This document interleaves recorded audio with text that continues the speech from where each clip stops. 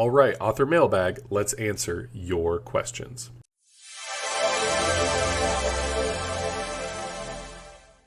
First question. I finally finished my manuscript. Congratulations. It's a big win there. Would you recommend going traditional or self-pub, and what are the advantages and disadvantages?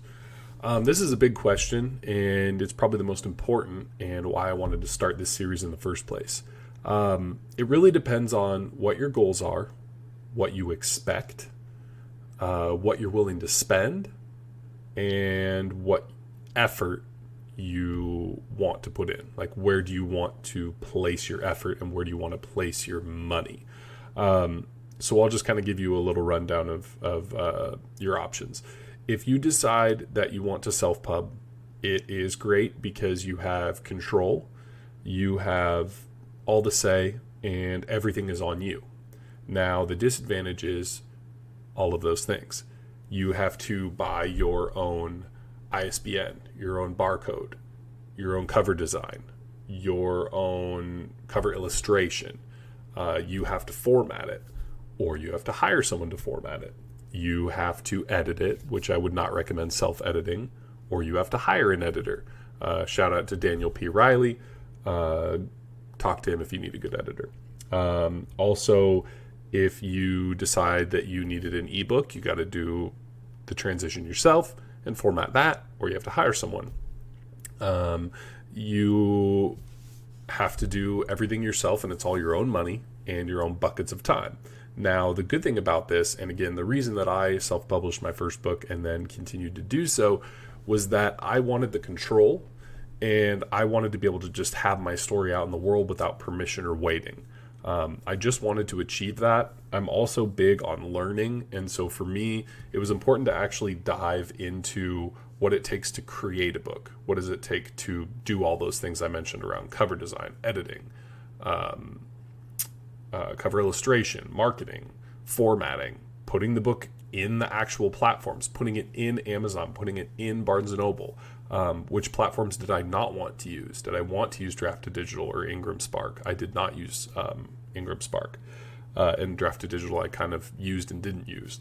So I wanted the opportunity to learn and do, and that was something I needed to have happen. And if you are with traditional publishing and want to go that route, you have to wait for permission on quite a bit, and I just didn't want to do that. So that's something you have to consider with self-publishing. Now, if you want to go traditional publishing and you don't want to wait as long, look for different indie pubs and, send your manuscript to them. You can be a little more direct. It's a little more author to publisher versus utilizing literary agents. But again, there is some things you need to be leery of, and that is that there have been some indie pubs who are scams. I know there was a recent one that I can't remember the name exactly, but it was trying to create a certain segment of books in the market. They wanted to corner a certain genre. They brought in all these authors, and then they just kind of went under, and they didn't really do anything or give their advances, and it was a huge mess. So that's something you have to consider, is that some of the indie pubs are so small that either they can fold or be a scam. So you have to be careful with that. But if you want kind of a middle ground, indie pub can be great. Now, the one downside is that they do want control of cover, they want control of certain things, but you don't get all of the advantages of a big house New York publisher. So it's something to weigh. The other thing is hybrid publishing, which is a company where you have to pitch it, you have to win it, and then you have to pay them. Usually it can be about $5,000 or so, depending on where it is. And they will do all the stuff for you, and you have to spend a ton of money. I personally don't think it's worth it. I think you can find a friend or someone to help you, or heck, you can even DM me. I'm always happy to help people figure out how to utilize the platforms. There's tons of YouTube videos that give tutorials. I don't think it's worth spending that kind of money, and I've seen the books that those people get back, and in my opinion, I don't think it's worth the money. I can do a whole video on hybrid publishing, but I would just not recommend it personally. So there's that. Now, as far as traditional publishing, the big one, the big elephant in the room here, You can go that route, but understand what the process is. It is not you saying, I want to be traditionally published and I will be traditionally published. There's only one surefire way to automatically get your manuscript picked up, paid for, and marketed at a high level as a lead title, and that is to be famous. If you are famous, you will get that opportunity and they will put everything they can behind you. Now, here's the thing. If you are not famous, there's two paths you can be. You can end up being put on the mid list, which means they will buy your book. You will find a literary agent, so you have to do the query letter rejection thing where you go through all the query letters. You send query letters to all of these agents. So you look up agents looking for books that are like your manuscript. You send them letters. It's like a little one-page resume. If one of them picks it up, now remember, that's the first step. You can't just go straight to it. You have to find an agent. Once you find an agent, they then find a publishing house for you. Now, in that process, the agent also has to be able to get a publishing house to buy your book. Now, publishing houses buy tons of books, and they'll give you a pretty small advance. And the reason why is because you are an unknown. They do not want to throw, tons and tons of money at someone who does not guarantee them a return. So they're happy to take a bunch of swings and hope they get a random hit because, they may get a hit. But if you are famous or you are a book like a Fourth Wing where they think, I could get into that whole marketing thing, but they marketed that book very, very heavily to get it in front of people. They bought the spaces at Barnes & Noble. They bought the great cover. They pushed that book heavily with marketing, and it worked. It paid off. But that's the thing, is they had a plan to market and push those books. There are different books that come out that get marketed and pushed very heavily because they believe it will be a hit. And that could be you, but it is likely not going to be you. I know someone who has been traditionally published. Their first book did very well. They hit some bestseller stuff authentically, and they still received no marketing on the sequel book. And they were considered a mid-list. Even though they did well, the publisher just didn't put anything into them, and they market harder than 90% of the self-published authors I know. So think about that too. You can get a publisher, and they will not spend a dime marketing you unless you are a lead title that they consider a lead title. So those are the things you have to weigh. Now, the best part about that with the traditional publisher, the best part of being with one is that you get expanded distribution beyond anything. You are in all the Barnes & Nobles. You are in all the big stores. You are out and about. You are likely to be on a lot of shelves. However, if they don't imagine you as a lead title, you get no marketing. I would say, an example that people should consider is look at Travis Baldree. He created Legends and Lattes. He self-published it. He had a fantastic cover. It was in a genre that wasn't really being utilized a ton. It's like cozy fantasy, but was on the rise. And he, put out this book. And he created a book he wanted to create. It's not like he just chased a trend. He wrote a book he really wanted to create. And then after he wrote the book, he self-published it, and it started growing momentum. And then he had enough of a decent little fan base, and he also had a very marketable product that Tor picked it up and marketed it and made it a lead title, and that book is all over the place. And they marketed it heavily because they believed that his existing fan base and the cover art and everything would get their money back. And they did get their money back. So that's another thing to consider with self-publishing. The idea that if you self-publish, you will never have your book become traditionally published is not true. You could look at Michael J. Sullivan. He had his books published, and then he had such a big fan base that he got picked up. You can look at The Martian. That book had such a growing fan community around it that it got picked up. Now, you'll go through another round of editing, but again, you're a book that they want, not a book that they passively bought. So consider those things when you're looking at traditional versus self-pub. All right, next question. I love your cover art. Thank you. Appreciate that. I put a lot of effort into that. How do you find such great artists? Also, how do you negotiate a good rate or find someone for a good price? So those are a few different questions. I would say, how do I find great artists? I utilize social media platforms, and I'm at a lot of Comic-Cons, so I meet a lot of people at Comic-Cons. My last two cover artists I found at Comic-Cons. So Christian Angel, who did the cover behind me here, he was a booth at a Comic-Con in Arizona, and his friend was running it, and the booth started tipping over, and I helped his friend put it back together, and I looked at the art, and I was like, holy smokes, this is exactly what I'm looking for. Like, it was totally meant to be. Like, God just came in and gave me an answer on that. It was pretty wild. As far as my other cover artist, Batsky Starman, who did my comic book and my recent reskin for the Assassin of Malcozé, he was someone that I found at a Comic-Con. I loved his art. I wanted to work with him. And as far as, negotiating a price, I generally ask what people's rates are, because I've had times where I've thrown out, here's what I want, and it's been so off the mark that it's kind of put things in a bad light. But there's two ways you can do it. You can have a budget set and say, hey, I'm trying to do this within my budget. Can you do it? And sometimes they can and sometimes they can't.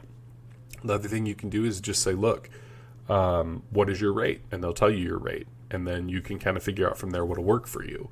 I pay a pretty good premium for my art. Do you have to? No, not necessarily.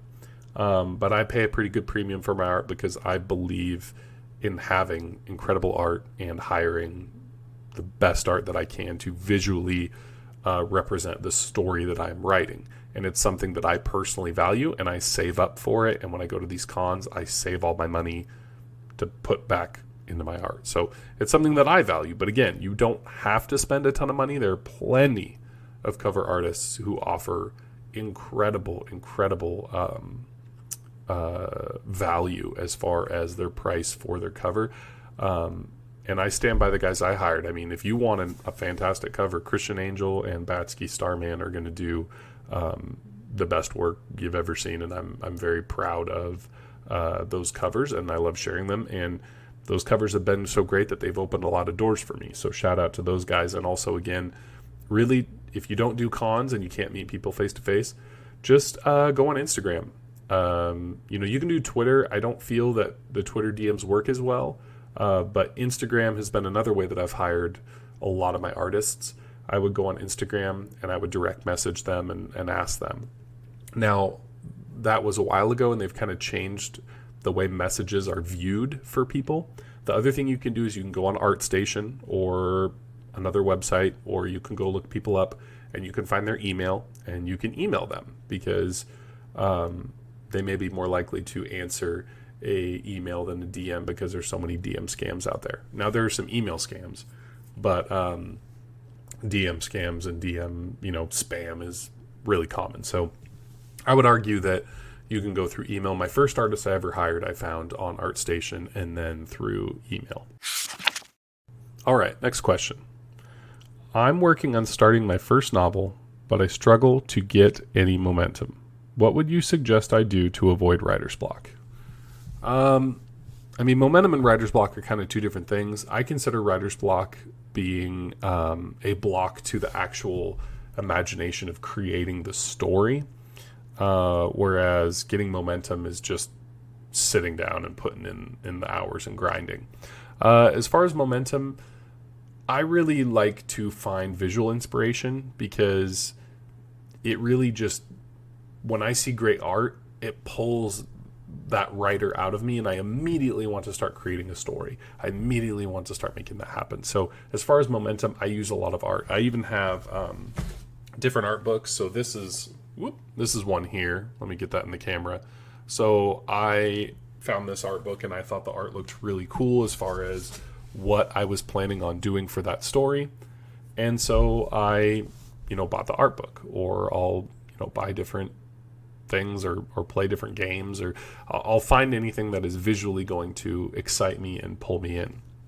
My current background on my computer matches the next story I'm writing, and I'm always that way. I always find a background that matches the story I'm writing, so it excites me and inspires me to continue to push forward and write that story every time I sit down. And again, the thing that you have to consider that I tell a lot of people for momentum and writer's block is nothing is in stone. It takes a while to get over this when you start, but nothing is chiseled in granite. You can edit it, you can change it. And for me personally, when you're brand new, I think it's very important that you just push forward. You can always go back and rewrite a chapter. You can always go back and edit. You can always do that. But if you don't just push forward for several chapters and just get stuff on the page, you're never going to rebuild that muscle and overcome that hump. So you have to just push forward and get it done.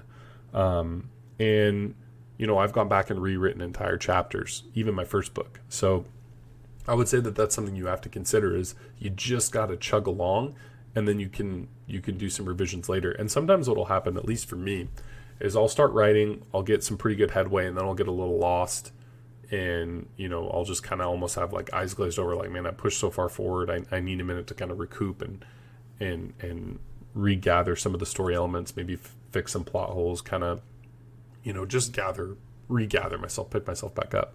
And so that's when I'll go back and I'll edit, and I'll start to see, like, okay, here are some plot elements I could fix. Here's some plot holes I could, fix. Here's ways that I can make the story better. Here's ways that I can, foreshadow or layer things in that I didn't expect to. So, I chug forward, and then I'll go back a little bit and edit. And it's a good way when you go back and edit after creating all that progress. When you're just doing, line edits or little edits here and there, it's just quick wins, because like it's a lot faster to be able to go back and edit those things than to write starting with a blank page, blank chapter. So it just kind of helps, it's almost like stretching after a workout, I would say. All right, next question. I noticed you write in multiple genres. How do you choose what to write next?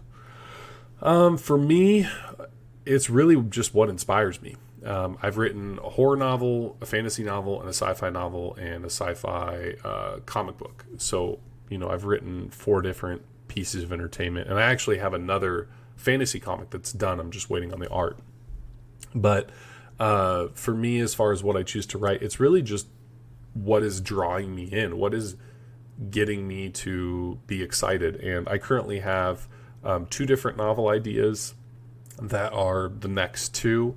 One is going to be like a post-apocalyptic fantasy story and some dungeon crawlery elements. It's almost the prequel to a dungeon crawler series I'm starting. And then the next one is going to be a sci-fi horror story. And they all take place, in my universe. That's just kind of a given with me.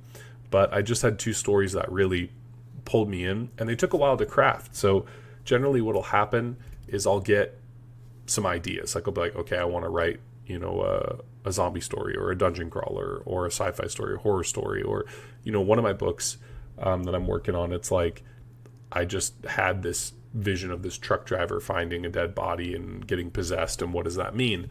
And so I'll have that, and then I'll take that and I'll just keep growing it, and maybe I'll sprinkle in some other different ideas that I had from other books that I was thinking of doing, or other stories I was thinking of telling.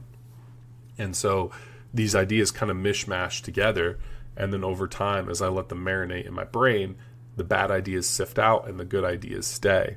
And I think it's important to be able to give yourself time to let those things marinate. At least for me, that's how my process is. I actually really align with the Stephen King quote where he said, the mind is the great sifter, and he doesn't write a lot of stuff down, and I don't either, because I like to be able to let those things marinate, and the bad ideas kind of go away, and the good ideas will really stay, or you'll find little tweaks or ways that the story gets better. Again, that's me personally. Everybody has a little bit different way that their brain puts the words on paper. But ultimately for me, that's a big thing is just what is drawing me in, what is, inspiring my brain, and my brain starts visually creating this story as like a movie in my head. How is that inspiring me to write? And so that's how I do it. When I wrote my fantasy book, The night I finished, I immediately started writing my sci-fi book because I just had to do it. And then I knew I wanted to write a horror story. I love Halloween. It's my favorite holiday. And so I just had to do it. And now for my next book, I just felt really compelled about this sort of precursor dungeon crawler story. I've been reading a lot of dungeon crawler stuff. And so that was the direction that I decided to take. All right, last question. What is your favorite anime? Well, that's an easy one. Well, maybe not, but I am wearing my Cowboy Bebop shirt. I think in some ways that might be my favorite. It's tough because what's my favorite versus best? I really think that there's a lot of great shows. Full Metal Alchemist was up there for me for a long time. I think as a whole, it's probably the best, most well-rounded show. Even the original ending, Brotherhood and the original ending, both are fantastic. I think they're both great. You can't go wrong with either. Those are really, really good. I absolutely love Cowboy Bebop. I think that the music, the style, the characters, the presence, the entertainment value, it's awesome. I also love Trigun. I went back and watched the original Trigun. I haven't watched the new one, but I loved sort of how it turned from Adventure of the Day into this big, epic, unique setting. It's like a weird sci-fi western. I would also say that potentially Vampire Hunter D Bloodlust is my favorite of all time. I think maybe that and Cowboy Bebop. Man, that's tough. And Full Metal Alchemist is up there too. But, man, Vampire Hunter D Bloodlust is like the best anime movie you could watch. It is so good. The pacing's great. It moves really well. I absolutely love it. I also really loved the older Pat Labor movies. Those were really cool. They're kind of weird, like mysteries with the mechs in there. They're just unique stories. Those are really, really cool. There's a lot of great stuff. And I tend to skew towards things that have better pacing because there's a lot of anime with really bad pacing. If you're looking for one that has really great pacing, surprisingly, after, I'd say, first couple episodes, is My Hero Academia. Because it mirrors, American comics, the pacing is really pushed forward. They don't pull punches. They don't hold out on cool stuff. They just move forward. It's really good. I've been very impressed with how good that show is. And the show's great and the comic's great. I read a lot of manga and watch a fair amount of anime. Lately, I've been super into Unwanted Undead Adventurer.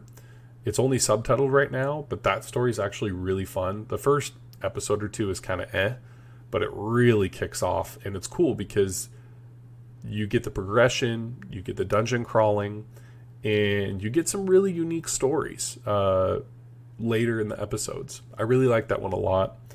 Solo Leveling has been fun to watch. That one's kind of a guilty pleasure one where it's like, he's a dungeon crawler, but it's modern times too, and it's a guilty pleasure one. I know it's not world changing, but it's just fun. And sometimes fun is what you're looking for. It's all about entertainment. And to me, Solo Leveling is just really entertaining. But overall, yeah, Vampire Hunter D Bloodlust is hard to say no to, and Cowboy Bebop as well. Man, it's tough. There's a lot of really good stuff out there. If you have a Crunchyroll account, there's two unsung ones I also want to shout out. One, it's called Cyber City, like Oedo or Odio or something weird like that. It's like 3 short movies. And the second 2 are okay, but the first one is awesome. It is so cool. Like, it's just this weird cyberpunk story. It was made in like the 80s or 90s. And it's what anime like used to be. And people now don't understand. Like, they don't understand the old school. Like, they know about it. They know of Ghost in the Shell. They know of these other things. But the actual like old school gritty movies that you would get on VHS that are just brutal, and the stories are really engaging, and they didn't pull any punches, and the art is just detailed and gorgeous. It still had all that French comic Mobius influence, and that one is really cool. It's a fun story. It's a fun ride. Huge fan of Cyber City Odio, the first OVA, I guess you would call it. And then another one that's on there that's really good is called Witch Hunter Robin. And title is meh. I remember seeing it kind of in recommendations, and I was like, what's this thing? And I watched the first episodes, and it's really cool. It's like each one is sort of an adventure of the day. They hunt witches. But what's also interesting is it has an overarching story that comes to fruition towards the end. It like really builds, and it subtly builds in the same way Trigun does, but even better. The build on the back end is much, much better. And the opening theme song is awesome. It's this like power ballad, power metal, riff. It's really, really good. The theme song for that is just a banger. It's a unique guitar theme that you just don't hear anymore, and it's really cool. So I would say that that's a good little summation of some of the animes that I would recommend. All right, everyone. Thanks for joining me on today's Author Mailbag.